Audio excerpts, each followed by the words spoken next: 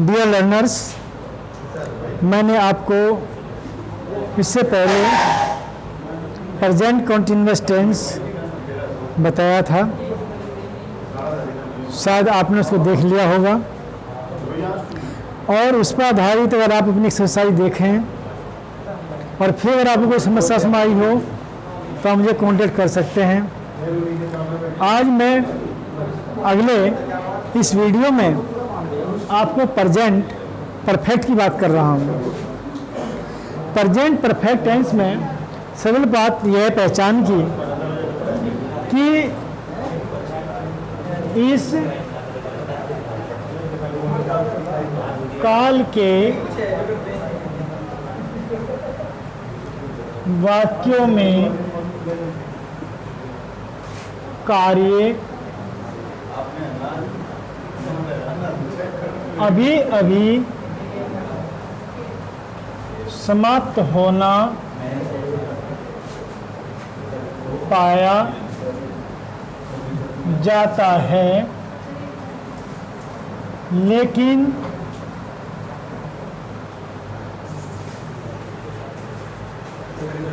उसका प्रभाव अभी भी व्याप्त है।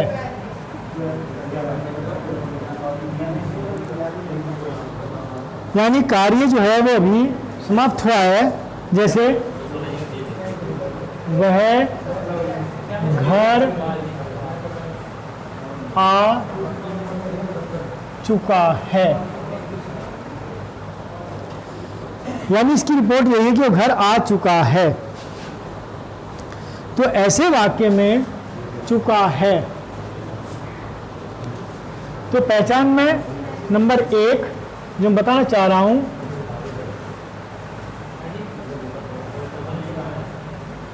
हिंदी वाक्यों के अंत में चुका है, चुके हैं, चुका हूं,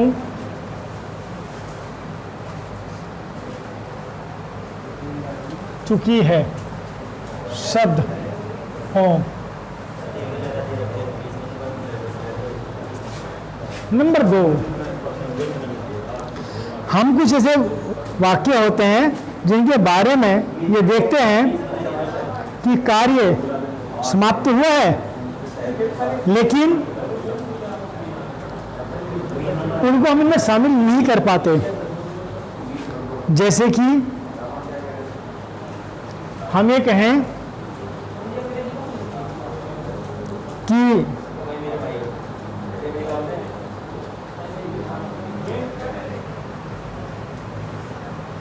मैं उसे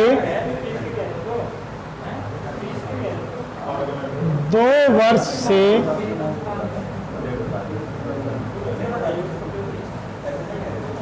जानता हूं। मैं उसे 2 वर्ष से जानता हूं। तो इसमें थोड़ा समय दिया हुआ है। जानता हूं देखने में ये वाक्य प्रेजेंट इंडेफिनिट लग रहा है, लेकिन ये प्रेजेंट इंडेफिनिट नहीं है। अगर इसका ट्रांसलेट करें तो I have non him for 2 years। तो ये वाक्य भी प्रेजेंट परफेक्ट का ही है। नंबर 3, इसमें पहचान में ही मुझे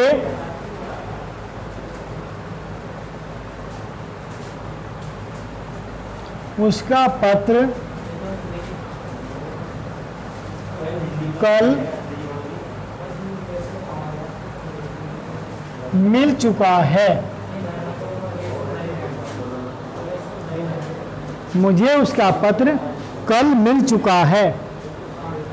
तो ऐसे में हमें दिख रहा है कि इसमें चुका है शब्द दिया है, लेकिन इसमें एक शब्द यहाँ कल भी आया है। तो आई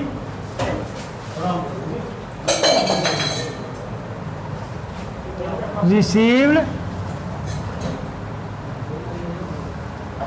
his letter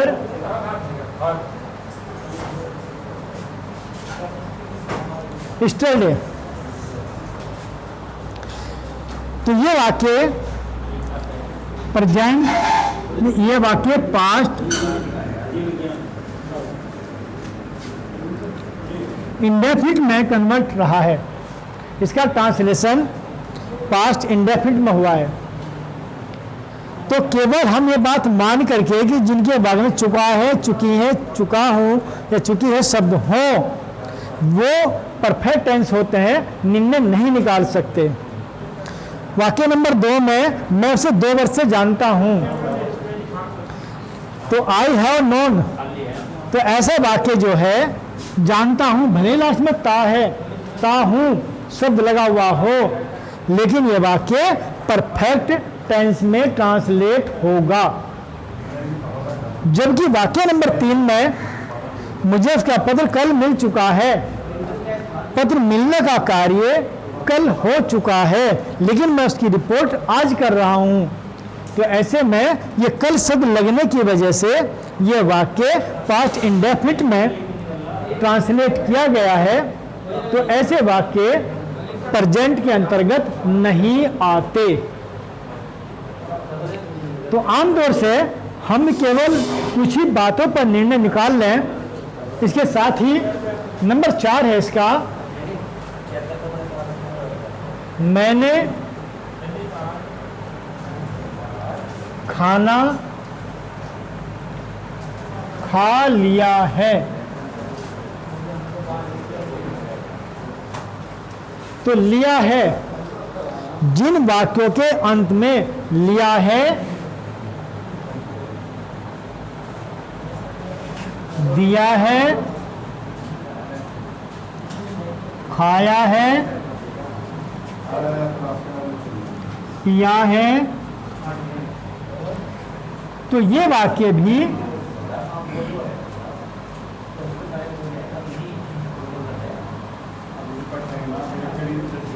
प्रेजेंट परफेक्ट के अंतर्गत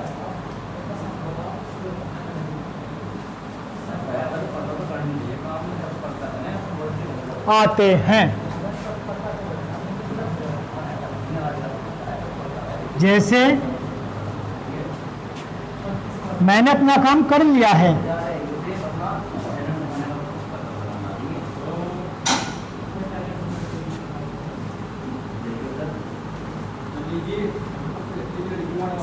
अर्थात मैं अपना काम कर चुका हूं। तो आई हैव डन या कंप्लीटेड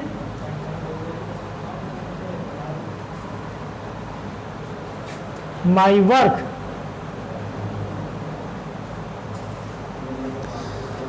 तो मैं सबसे पहले किसी भी टेंस को ट्रांसलेट करने से पहले ये पता होना बहुत ज़रूरी है कि वो वाक्य जिसको हम ट्रांसलेट करना चाहते हैं वो कौन से टेंस से संबंधित है।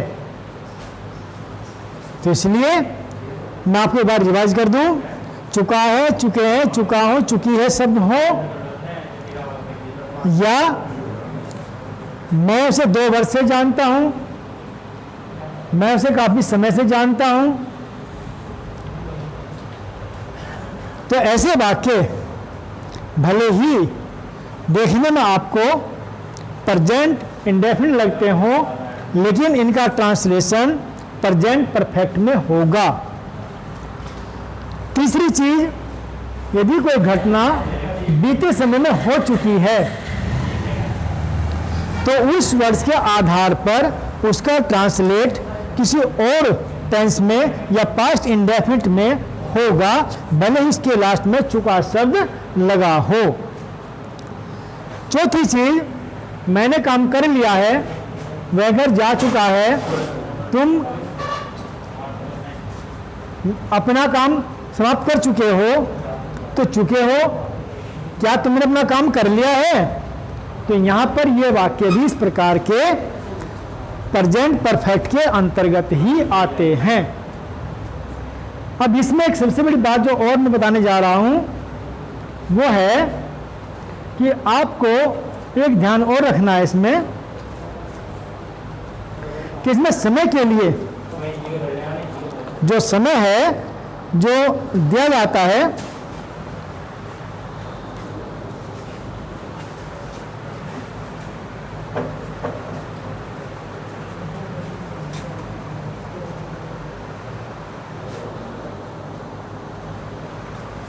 इस टेंस में just, already, yet, so far, ever, never,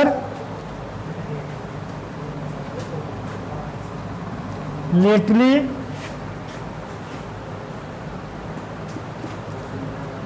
just now, still now शब्द समय के लिए प्रयोग होते हैं। तो अब अभी तो हमने बात की है पहचान की कि पहचान क्या होती है। अब मैं चलता हूं इसमें, इसके अनुवाद के नियम क्या हैं।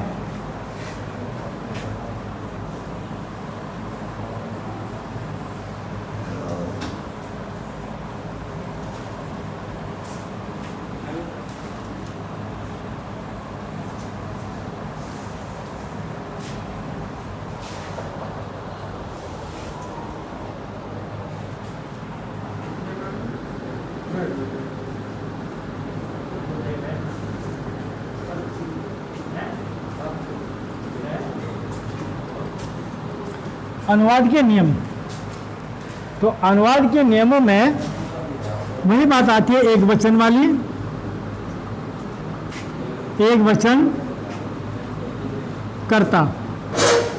अगर हमारा सब्जेक्ट एक वचन में हो, मैं एक वचन के बारे में पहले बता चुका हूं कि कोई नाम ही, सी, इट, दिस, दैट ऐसे एक वचन के अंतर्गत आते हैं।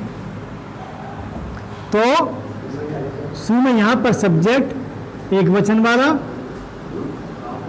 यहां पर हैज वर्ड की थर्ड फॉर्म प्लस ऑब्जेक्ट। लेकिन यदि वाक्य में कहीं पर पहले ही शब्द लगा हुआ हो, पहले ही, तब subject plus has plus already plus object. हाँ, इसमें ध्यान रखना है, ऊपर वाले में तो टाइम दिया हुआ है तो लास्ट में लगेगा, और इसमें भी अगर कहीं समय दिया हुआ है तो वो लास्ट में इस्तेमाल होगा। जैसे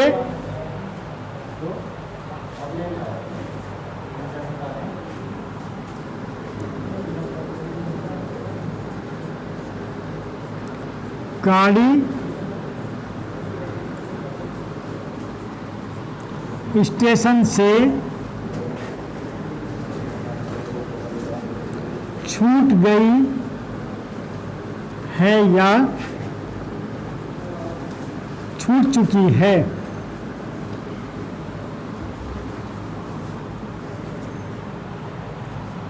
तो ऐसे में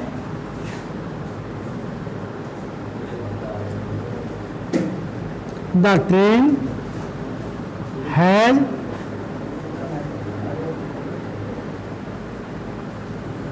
डिपार्चर फ्रॉम द स्टेशन। ध्यान रहे, कभी कभी बच्चे गाड़ी छूटने के लिए हैज गॉन का इस्तेमाल कर देते हैं, लेकिन ध्यान रहे आपको गाड़ी आने की अंग्रेजी अराइवल होती है और गाड़ी छूटने की अंग्रेजी डिपार्चर होती है। इसलिए इन बातों का ध्यान रखें दोनों का। यदि गाड़ी छूटी है तो उसके लिए डिपार्चर थर्ड फॉर्म का इस्तेमाल करें।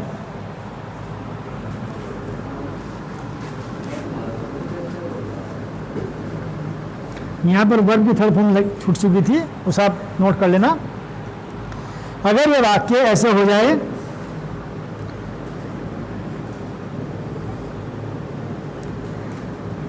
गाड़ी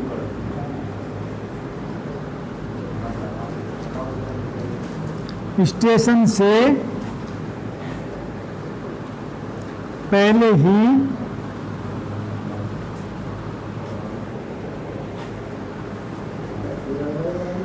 छूट चुकी है, तो इसमें the train has already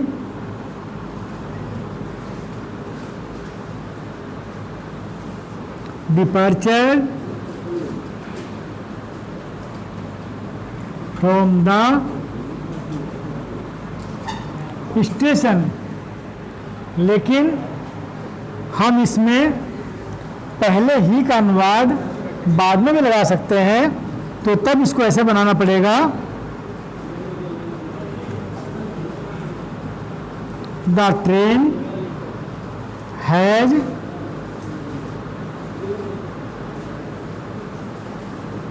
departure from the station before. अगर हम बिफोर का इस्तेमाल करना चाहें तो हमें सबसे लास्ट में लगाना होगा, फिर ऑलरेडी शब्द नहीं लगेगा। अगर ऑलरेडी लगाएंगे तो फिर हैज के तुरंत बाद लगाएंगे। तो ये बात की हमने एक वचन में, इसको हम ऐसे भी कर सकते हैं आगे,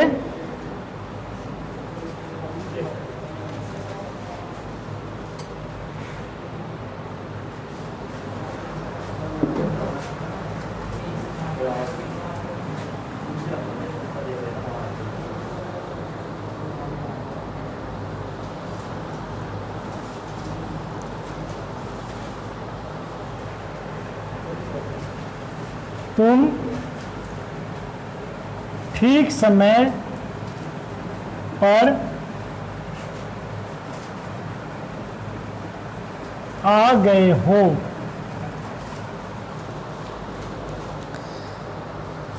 देखने में ये वाक्य आपको ऐसा लग रहा है कि कौन टेंस में शामिल करें, लेकिन जो बाद में ये हो शब्द है, लेकिन वो कार्य अभी भी मैंने कहा था, पहचान ये है कि अभी भी समाप्त हुआ है कार्य। तो यू हैव कम जस्ट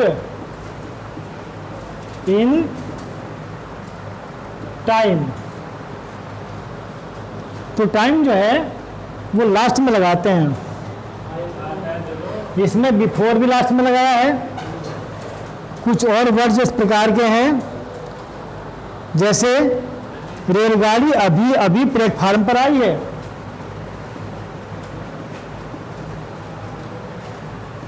रेलगाड़ी अभी अभी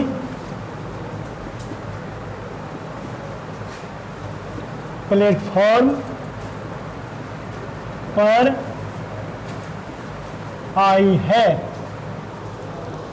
ये वाक्य भी प्रेजेंट परफेक्ट के अंतर्गत ही ट्रांसलेट होगा। इसी में बार बार कह रहा हूं कि ये नहीं है कि अगर चुका है, चुके हैं ये शब्द हो, इसका मतलब भी यही है कि रेलगाड़ी अभी अभी प्लेटफॉर्म पर आ चुकी है। तो the train has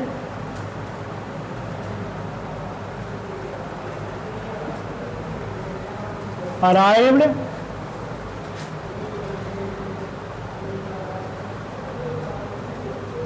at the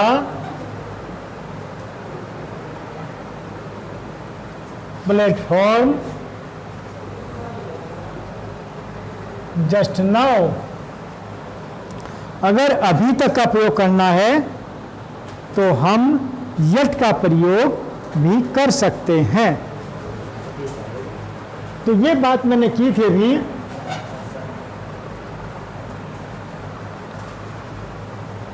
एक वचन के साथ में, लेकिन अगर बहुवचन करता हो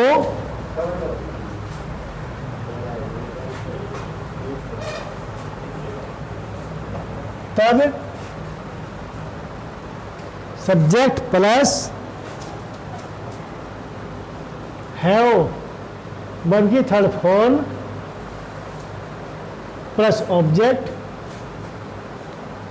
प्लस टाइम यदि है तो उसे लास्ट में लगाते हैं। जैसे तुमने झूठ बोला है,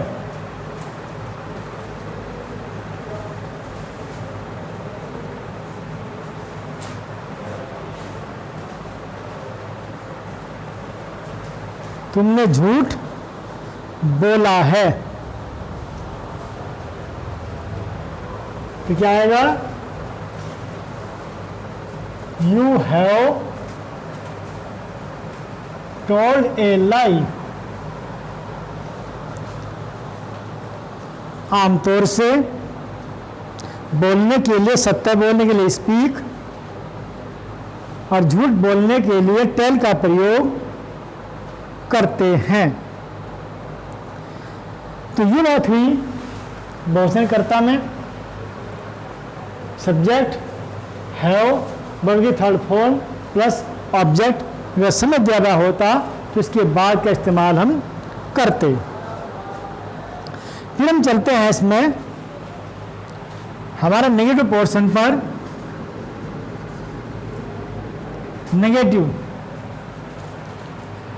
नेगेटिव में आपको पता है कि नोट का प्रयोग किया जाता है, तो सब्जेक्ट प्लस हैज या हैव, नोट वर्ब की third form plus object plus time यदि हो। यदि समय दिया ना हो तो फिर सवाल ही नहीं उठता से ट्रांसलेट करने का। तो जैसे कि उसने दूध नहीं पिया है,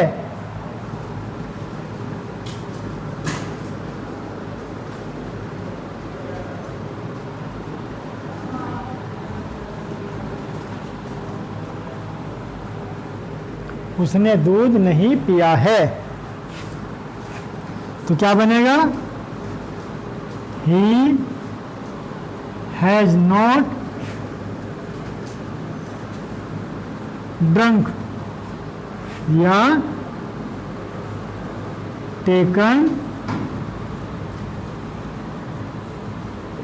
द मिल्क। तो ये एक वचन में हुआ।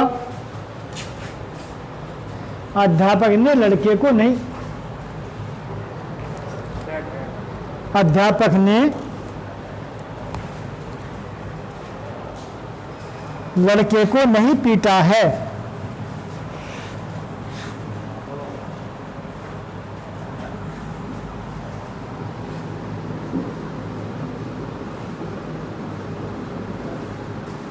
अध्यापक ने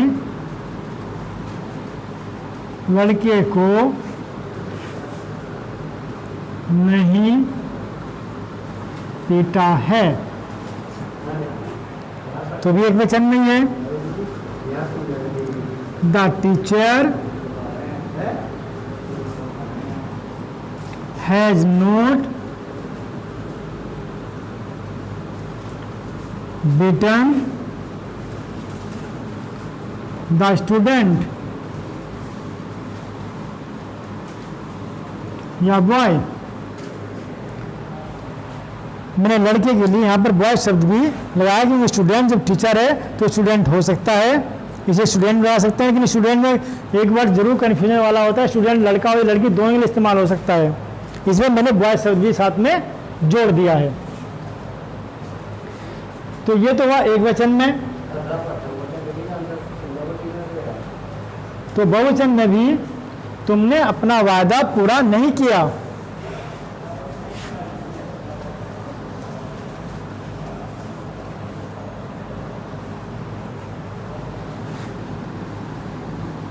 तुमने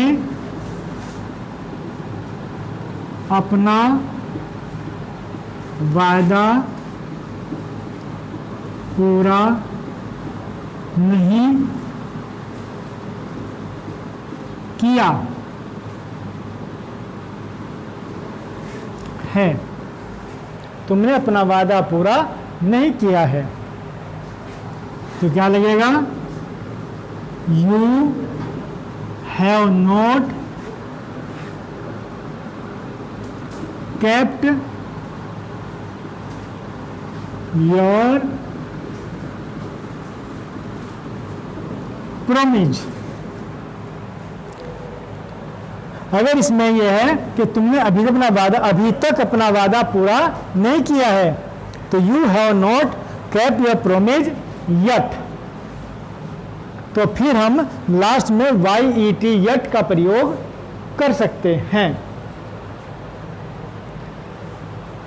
तो ये थे कुछ वाक्य हमारे बहुवचन में। ये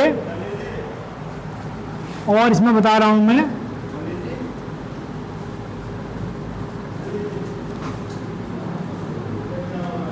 खिलाड़ियों ने अभी तक मैच समाप्त नहीं किया है, तो क्या लगेगा?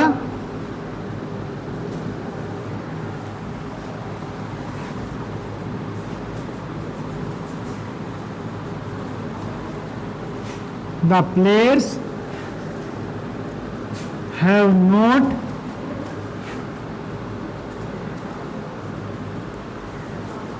over या finished the match yet। तो इसमें हम yet का प्रयोग लास्ट में कर सकते हैं। तो ये हुआ नेगेटिव में हम कैसे इस्तेमाल करेंगे। इसके बाद आता हमारा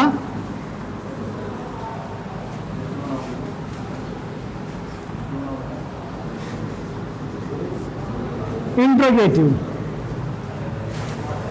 इंट्रोगेटिव में मैंने पहले बताया है दो प्रकार से है। नंबर एक, क्या शब्द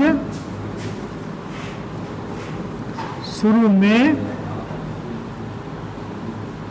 होने पर, अगर क्या शब्द वाक्य के शुरू में लगा हुआ है तब सहायक क्रिया के तौर पर हैज या हैव शुरू में लगाएंगे, फिर सब्जेक्ट, फिर नोट यदि दिया है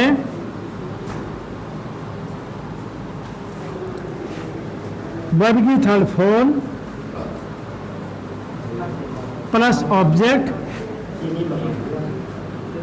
प्लस टाइम और बाद में क्वेश्चन मार्क। जैसे क्या माताजी आ गई हैं?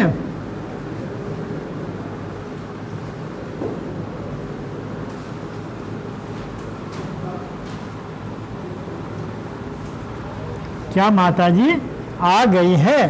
तो माताजी एक वचन है, तो हैज द मदर, चाहे अराइव लगाओ या रीच लगाओ, रीच ले,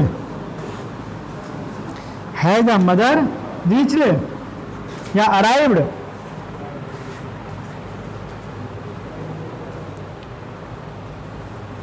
क्या तुमने अखबार पढ़ लिया है?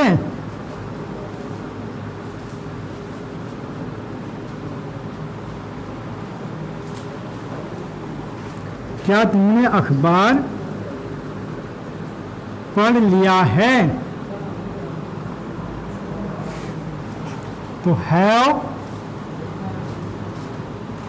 You read the newspaper.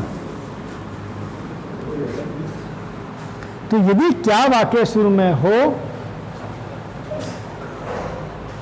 तो हम हेल्पिंग वर्ब का इस्तेमाल वाक्य के शुरू में करते हैं और क्या का अनुवाद नहीं लिखते। क्या तुमने पतंग उड़ाई है?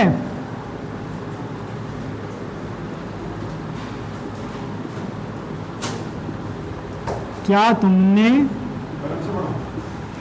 पतंग उड़ाई है? देखिए, जिन हिंदी वाक्यों में ई भी आ जाता है, ई है, वो भी इसी के अंतर्गत आते हैं। इसलिए केवल एक ही लकीर या फकीर बन जाए, चुका है चुकेंगे आते हैं, ऐसा नहीं है। तो क्या तुमने पतंग उड़ाई है? तो हैव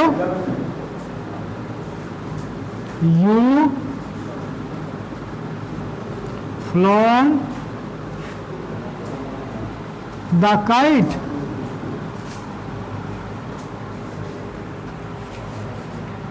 अब जो वाक्य नंबर 2 प्रकार के हैं, यदि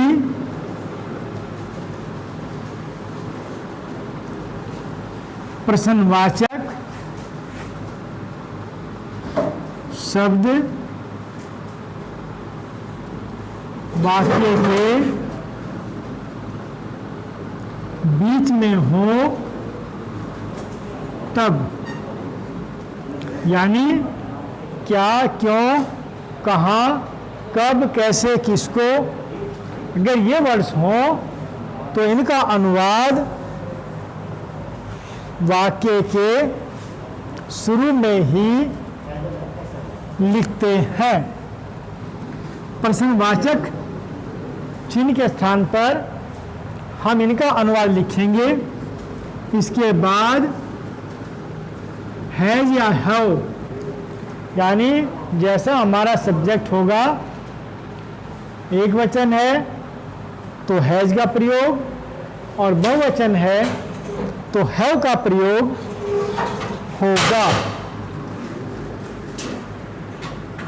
इसके बाद सब्जेक्ट नोट यदि है, यहाँ पर नोट भी हो सकता है, नेवर भी हो सकता है, नेगेटिव वर्ड जो भी हो, वर्ब की थर्ड फॉर्म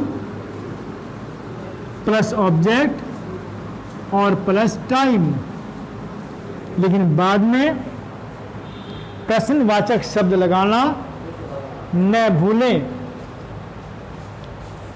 अब इसका मैं तुम्हें बता रहा हूं।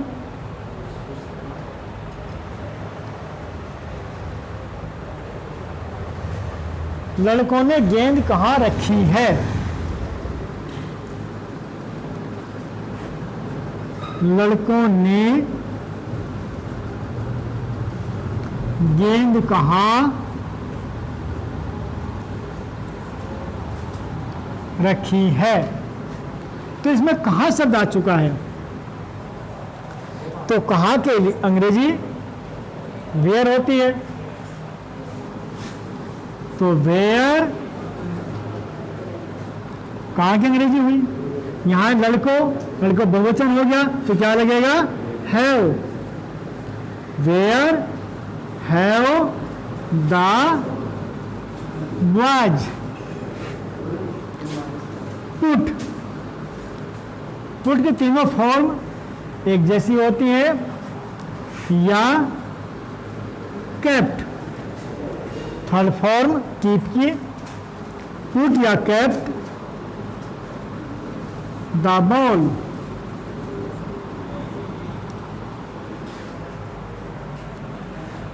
फिर सीता वहां क्यों गई, सीता वहां क्यों गई। तो आप देख रहे हैं इसमें क्यों शब्द पहले आ गया है, तो क्यों का अनुवाद वाई। अब सीता क्या है, एक वचन है, तो यहां क्या लगेगा, हैज। वाई हैज, हमने लिखा भी सब्जेक्ट, तो सीता, वाई हैज सीता। अब नोटिस में है नहीं, फिर थर्ड फॉर्म लगेगी। जाने क्या होती है, गो, और थर्ड फॉर्म क्या होगी इसकी, गोन। वाई है सीता गोन कहाँ, वहां। मांगनी क्या होती है, देयर। तो वाई है सीता गोन देयर। तुमने आज क्या खाया है,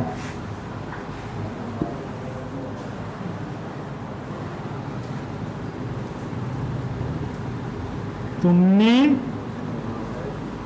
आज क्या खाया है। तो क्या सब वाक्य बीच में आया, ध्यान रहे, अगर वाक्य के शुरू में आया तो हेल्पिंग वर्ब आ जाती है, लेकिन अगर बीच में आया है तो क्या का अनुवाद शुरू में आएगा। तो what have you eaten today.